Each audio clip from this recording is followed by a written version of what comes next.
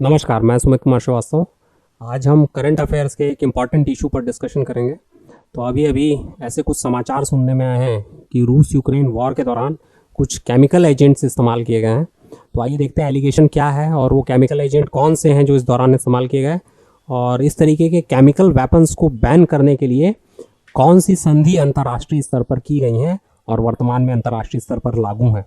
तो सबसे पहले तो ये जो न्यूज़ हमने ली है ये CNN की न्यूज़ है। ये न्यूज़ क्या बोलती है सबसे पहले ये देख लेते हैं। The United State has formally accused Russia for using the chemical weapon as a method of warfare, यानी कि रशिया ने रूस यूक्रेन वॉर के दौरान एक केमिकल एजेंट का इस्तेमाल किया है।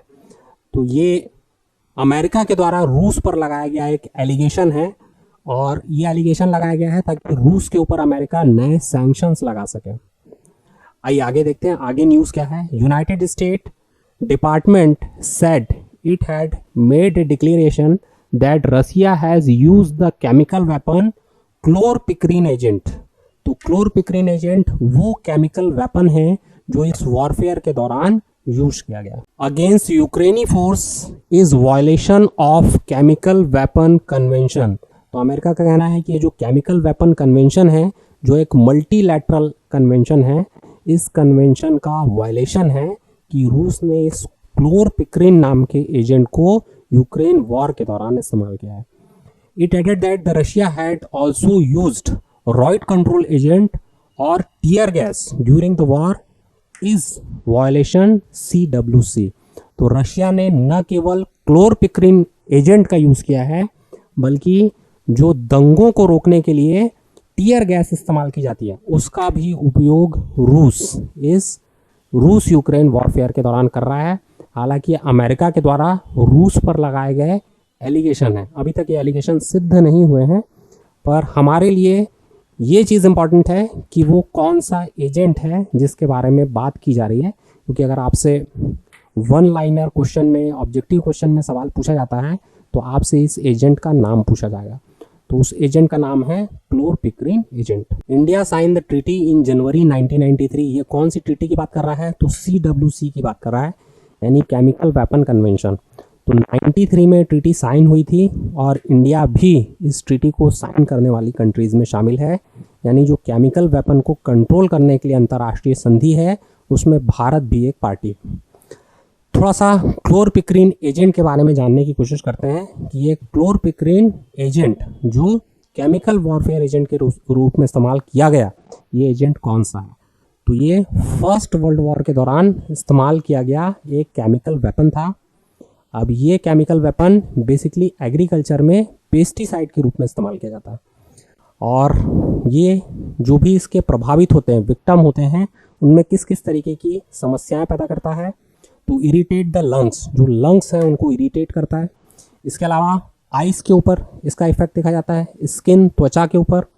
इसके अलावा ये नोजिया, चक्कर इत्यादि आते हैं, वॉमिटिंग होती है, और 1 वीक तक लॉन्ग लास्टिंग डायरिया।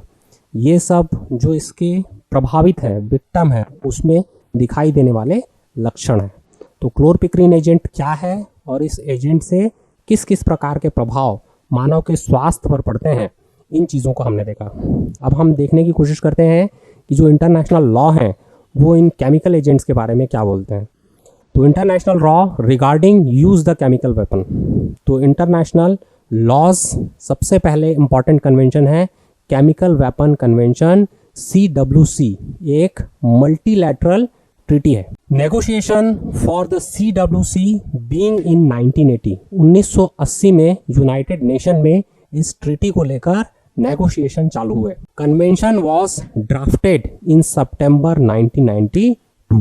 सितंबर 1992 तक इस कन्वेंशन का ड्राफ्ट तैयार कर लिया गया। Open for the signature in January 93। जनवरी 93 के बाद से ये सभी कंट्रीज़ के लिए साइन करने के लिए ओपन है, और 93 में ही भारत ने भी इस संधि पर हस्ताक्षर कर दिए हैं। बिकम इफेक्टिव इन अप्रैल 97।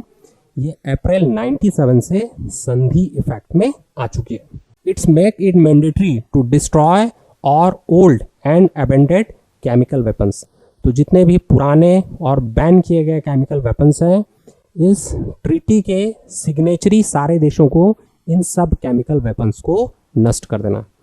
और इसके साथ में आप अपने देश में दंगों को नियंत्रित करने के लिए, रॉइट्स कंट्रोल करने के लिए जो टीयर गैस वगैरह यूज़ कर रहे हैं उसका कितना स्टॉक आपके पास है, इसको आपको इंटरनेशनल फोरम में डिक्लेयर करना है।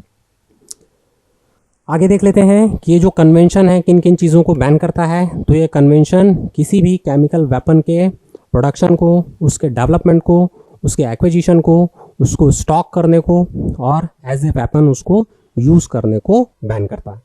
इसके अलावा किसी भी केमिकल वेपन का एक देश से दूसरे देश हस्तांतरण, ट्रांसफ़र को भी ये ट्रीटी बैन करते हैं।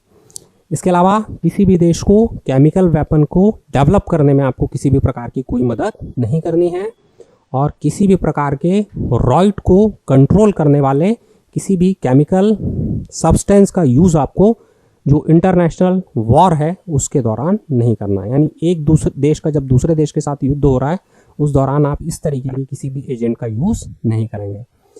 तो इन पूरी महत्वपूर्ण चीज़ों में जो चीज़ें आपको ध्यान में रखनी है वो दो चीज़ें हैं।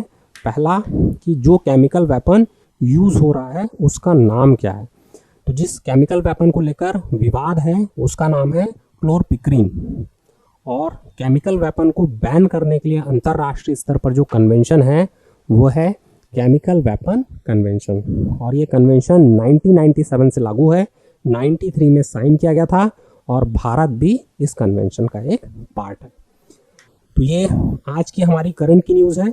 इसके अलावा आगे महत्वपूर्ण खबरों के साथ फिर आपके साथ जुड़ेंगे। धन्यवाद।